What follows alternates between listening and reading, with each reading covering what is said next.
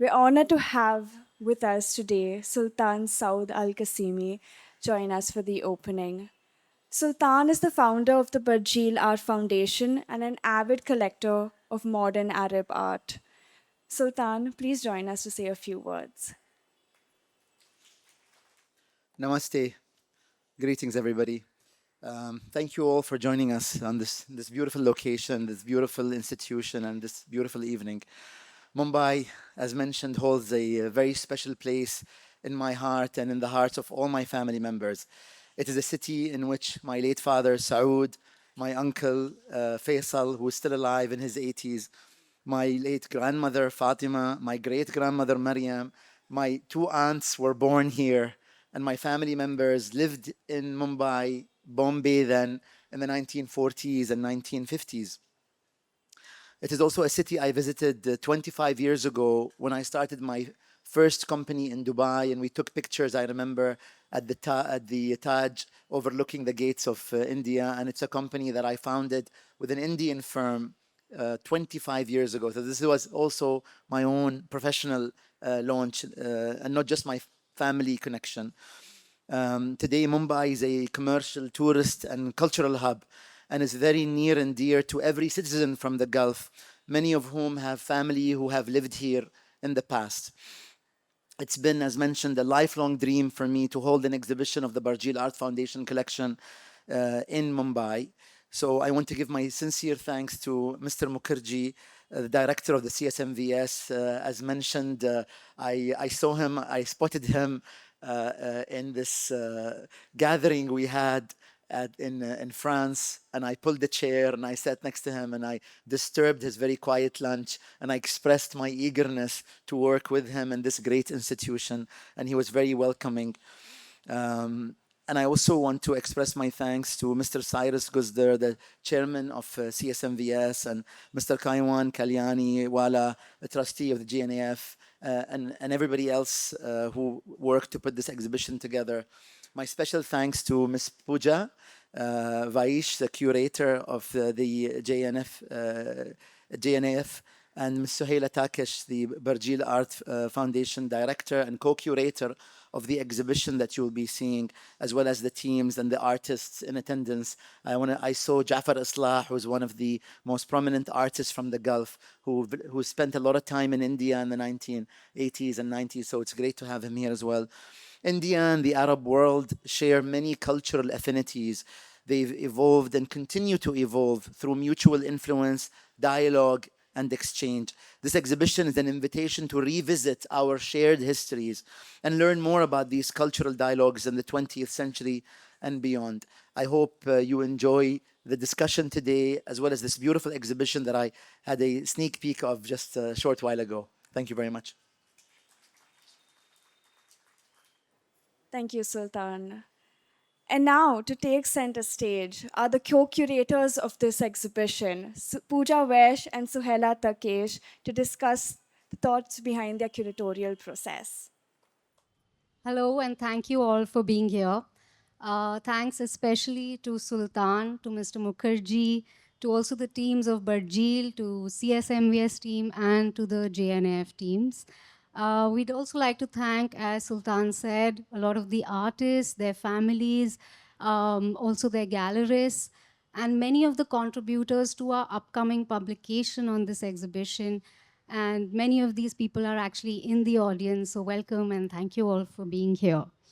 To begin the conversation, it would probably be interesting to just think about how we started, because actually the project had to start with quite an open-ended research, because there isn't that much of research that we could, find before we started on this project.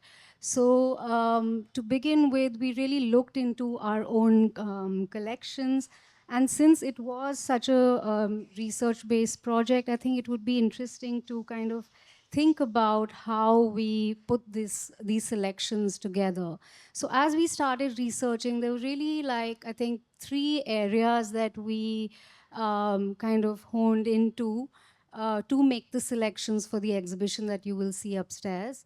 The first was actually artists who actually have direct connections to these regions, to India and to West Asia.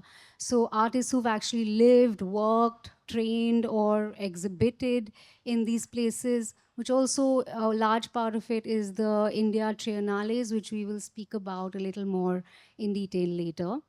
The second was really artists whose works actually reference wider geographies and histories in their works, which engage these other regions. And third was actually artists who have really, like, we've actually looked at similar approaches within different artists' works, like resonances in either the artistic languages or also in the subject matter in terms of how they address political, social realities of these sort of shared colonial histories as well as post-colonial developments within our regions. So I think, Suheyla, maybe we can start with just if you could tell us a little bit about the Barjeel art collection and how was this process of selection for you? Thank you, Puja. And I would like to echo all of your thanks to everyone. And I would also like to express our gratitude to you And for, you. well, for your knowledge and time. But really, more than anything, I think just for the fun that we've had working together on this project for the past year or year and a half. And both you and Tamara have such generous spirits, and we're deeply, deeply grateful. But to go back to your question, about how we actually began and, what this process looked like, it was very open-ended, as you say, and in many ways we kind of had to start with the little that we already knew. So in the context of the Barjeel collection, these were artists that we already knew had some direct connection to India, whether through being born or raised in India, like for instance Munir al-Qazi or the Iraqi artist Nuhar Radi, or through education and sort of travel for training in Indian academies like the Egyptian artist Nazak Hamdi, or those artists that traveled extensively through India, like Jafar Islah, who engaged not only with local materials and techniques, but also kind of formed networks with a lot of peers from the Indian modernists as well. And so looking at the Barjeel collection, one of the works that kind of stands out is, of course, by Nazak Hamdi. She's an artist that trained in India, and she actually traveled to India in 1955, which was quite an important year in world political history, right? This was the year when the Bandung Conference took place, which laid the foundation for the establishment of the non-aligned movement. And so these voices are now emerging and in this critical moment of decolonization and nation states really kind of coming into their own. And interestingly, as Egyptian researcher Nadine Nuruddin writes in her essay for our upcoming catalog, her husband also got an Indian government scholarship, first of its kind, to study art history in India. And so he actually went on to get an MA and a PhD in the history of art and aesthetics. And the work of Nazak that is presented here in the exhibition that you will see, coincidentally was painted that same year, 1955, and it portrays an Indian woman. It's a portrait of an Indian woman wearing a sari and holding a lotus flower. And as also Nadine Nuruddin discusses in her research, it's a flower that's not only native to both regions, India as well as Egypt, but one that holds symbolic relevance as well in the mythologies of both regions. So really, there were many such connections that were quite layered, and a very, very momentous kind of historical point where big political shifts are happening in the region. Of course, the non-aligned movement, as we mentioned, and more and more we're seeing artists kind of forming east-east connections and south-south connections, and decentering the discourse around art practices, right? Where they're kind of destabilizing the structure a little bit, where they were relegated to the peripheries of a perceived center for a long time, and now these narratives are kind of being shaken up a little bit. And we discovered that in the Barjeel collection, a large number of artists actually participated in the Trinale India, as you say. And as part of our process, I know that you traveled to the Lalit Kala Academy to research the triennial and to look at the catalog. So can you tell us a little bit about what that process was like? What did you learn? What did you discover? Yeah, thank you, Suheyla. Actually, since so many, a majority of the artists that you will see upstairs, the Arab artists, were part of the India Triennales, this really became a point of inquiry for us as well. And so that actually took me to the Lalit Kala Academy in Delhi, where they have all the catalogs of the Lalit Kala Academy, the Triennale. So to give you a short background about the India Triennales, the first one actually happened in 1968, and it was started by Mulk Raj Anand, who was an activist and a writer and very much involved in the freedom movement. And interestingly, the first Triennale happened in 1968, and it was on the heels of, just after the non-aligned movement was formed, and many other places were having this idea of internationalism, where there were biennales in Tokyo, in Venice. So taking with that sort of background of these large international showcases of art, which were becoming quite popular in the modern period, Mulk Raj Anand, actually as secretary, head of the Lalit Kala Academy, decided to do one in India to sort of, it was also part of the post-colonial process of, India as a free country and to sort of make their mark. But interestingly, that Triennale became quite historical because it also included many other countries, not just countries from Europe and America, but also countries of the Gulf. It included African nations. It included many other Asian nations. So there were about 32 countries that actually participated in that Triennale. So I'm just going to sort of read one quote from there. Just so the first Triennale's catalog has quotes by many people, diplomats from different countries that participated, as also art historians from different parts of the world. And very famous art critic John Berger wrote that that Indian Triennale would suggest the possibility of escaping from or even overthrowing the hegemony of Europe and North America. And further, the fight against imperialism and all its agencies is thus closely connected with the struggle for a truly modern art. So we see these kind of ideas in modern art. And further, even the secretary, the later secretary, B.C. Sanyal of the Lalit Kala Academy, said that the Triennale really wanted to provide a platform for the artists of the progressive countries of Africa and Asia to come closer and learn from each other's artistic experience. But so interestingly, the debate that was generated at that point was, of course, very much about this idea of internationalism and the place of the nation in in a larger global sense.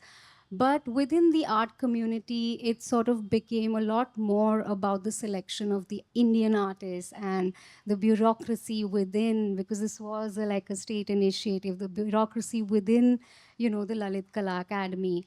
And so perhaps like that effort to really reshape a global art history was perhaps lost at that time. But at the same time, it also brought many, many artists that you will see to India and the participation of those artists here, and through which we are able to now do this sort of, large scale exhibition. So yeah, and I think speaking about the non-aligned movement, there's also one painting in the show, which is a large work of Gamal Nasser, who is the president of Egypt, who was so central for the non-aligned movement. So perhaps, do you want to speak a little bit about that, Suheyla? Sure. And, you're so right, Pooja, that these histories are so complex and they're so complicated and in many ways kind of even contentious sometimes, right? And I think Nasser as well is one of those historical figures that is quite complex, particularly looking at him in retrospect. But this painting that you speak of, it's for the audiences, you will see it. It's a larger than life depiction of Nasser. Interestingly, not by an Egyptian artist, but by a Syrian artist, made in 1962, which is only 1 year after the formal establishment of the non-aligned movement, but also a period that coincides with the short-lived political union between Egypt and Syria into what was known as the United Arab Republic. So in this work, Nasser is shown sort of as a leader, not only a local or regional one, but sort of a global leader of liberation movements, the non-aligned movement, anti-imperialism, and so forth, all of these conversations. And behind him, we see sort of a gamut of historical events from different time periods and geographies.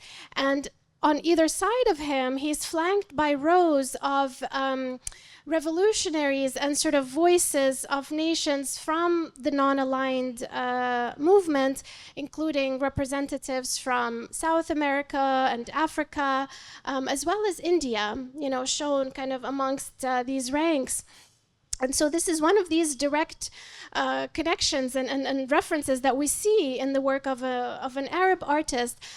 But, these figures that kind of had a global resonance in these very pertinent discussions at the time were not kind of uncommon in the work of artists from both regions, right? There were these solidarities. So, for instance, we have another work by an Egyptian artist, an earlier work with the depiction of Gandhi, painted only short of a week after his assassination in 1948. So these solidarities really become apparent also in how immediate the response was. And now here we've gotten an opportunity to also place it in dialogue with a work by Akbar Padamsi from the collection of the Jehangir Nicholson collection. So, there are kind of resonances, I'm sure, in the work of many modernists from India. And perhaps on that note, Puja, actually, if you could just take us also through the process of selecting works from the Jehangir Nicholson collection and what that was like, right? Because there were also all these connections that we were looking at as part of this effort. Yes, so for us, it was actually looking through these connections to looking at artists who were looking at wider geographies, sort of representing related histories. Also, artists who actually had connections with West Asia or with the Gulf. And as you mentioned, the figure of Gandhi that is represented in, I think, Ali Hassan's work. And so it was interesting process because for us then we looked at our collection and we brought out a work by Akbar Padamsi, who had actually painted this whole series of works of Gandhi's 50 years after independence. So it was on the occasion.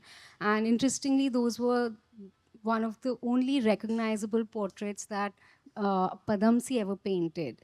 So it's interesting that it's there, like these became global figures, really of liberation. These political figures really became part of a global imagination. And similarly, there were other artists who had actually referenced events happening there. For instance, we have a work by Vivan Sundaram called Eclipse, and that was made in 1991 during the Gulf War, and the work is about the Gulf War. And that's the time when Vivan also shifted the materials that he uses for his work, and he's actually used engine oil and charcoal. and to also speak about that was the first war that was, it was a time of television and everyone had TVs in their homes. So it was the first sort of televised war and that sort of global impact. So the work is also there.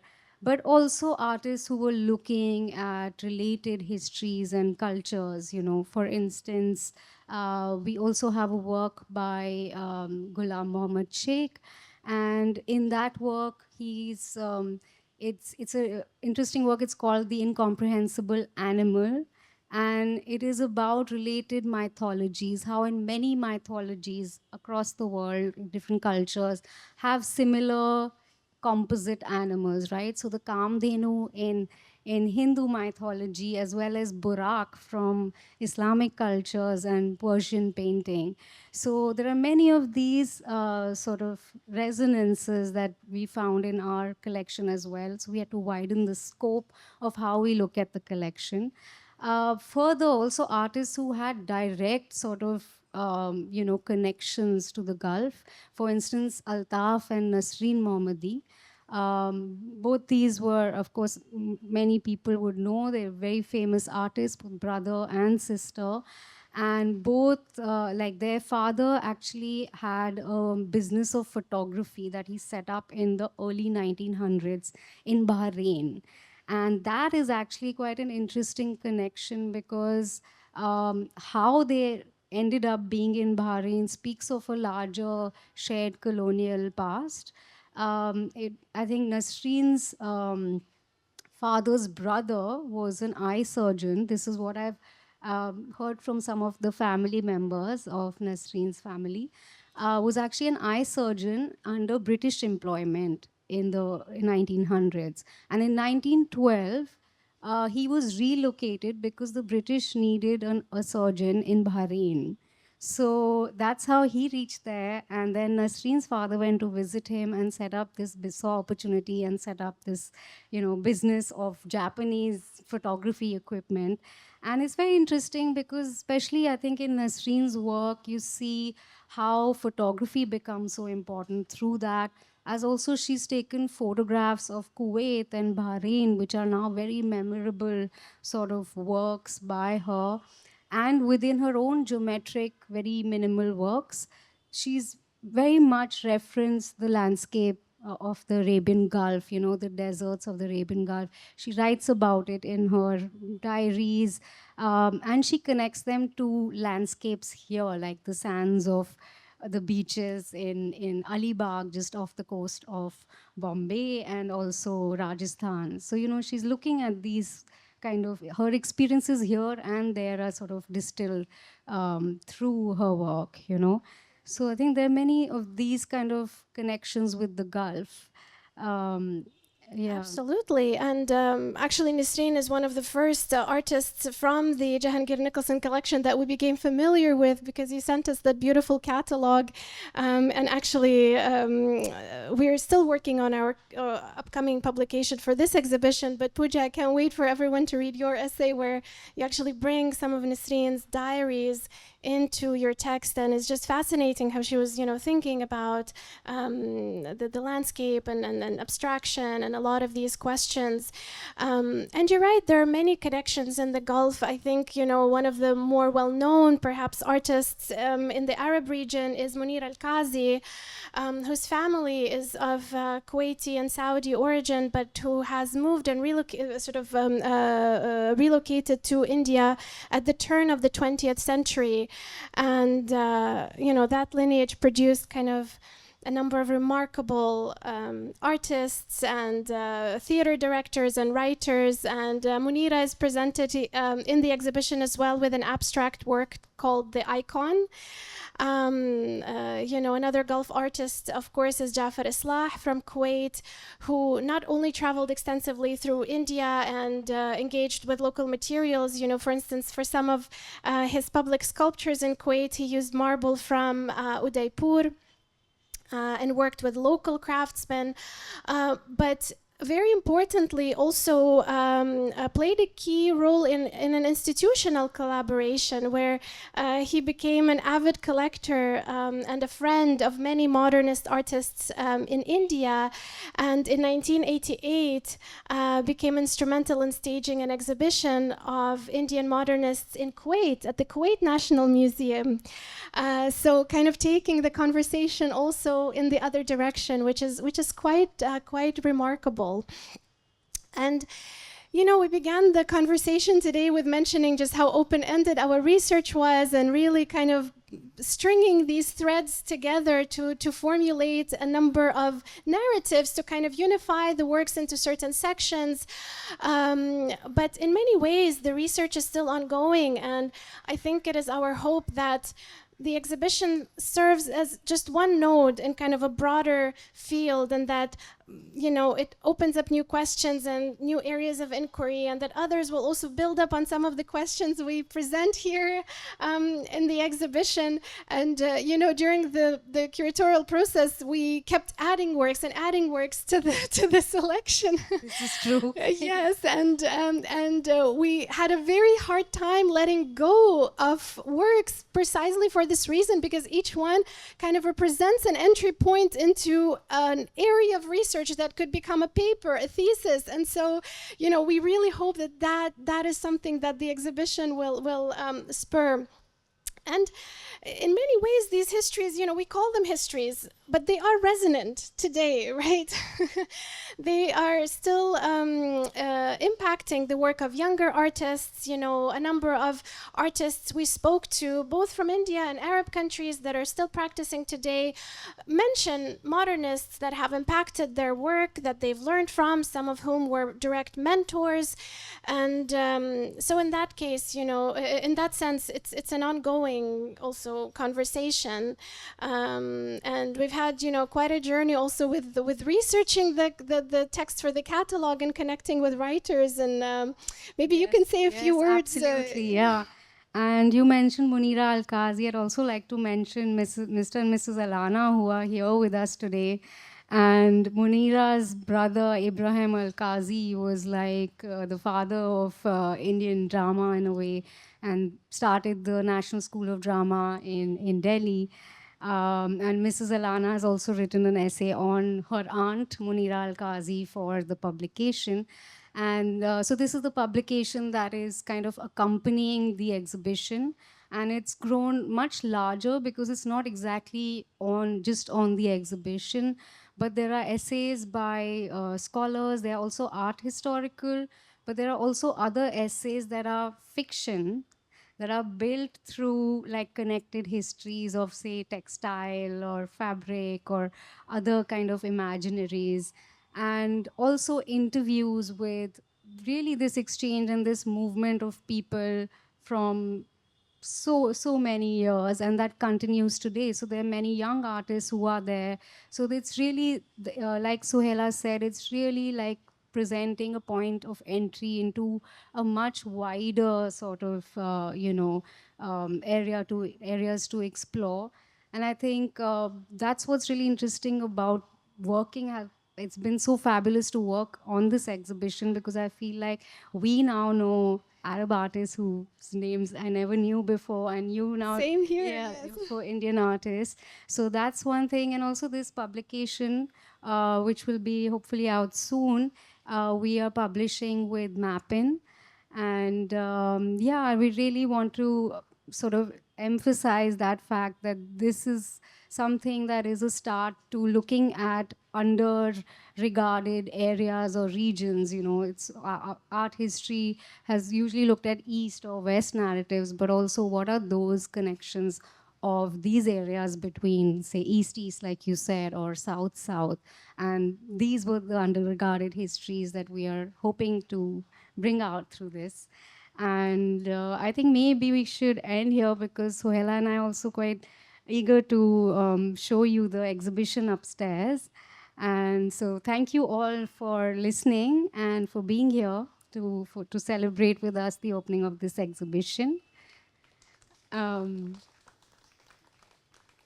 thank you, everybody. And I think we can probably move upstairs now to see the exhibition. Thank you.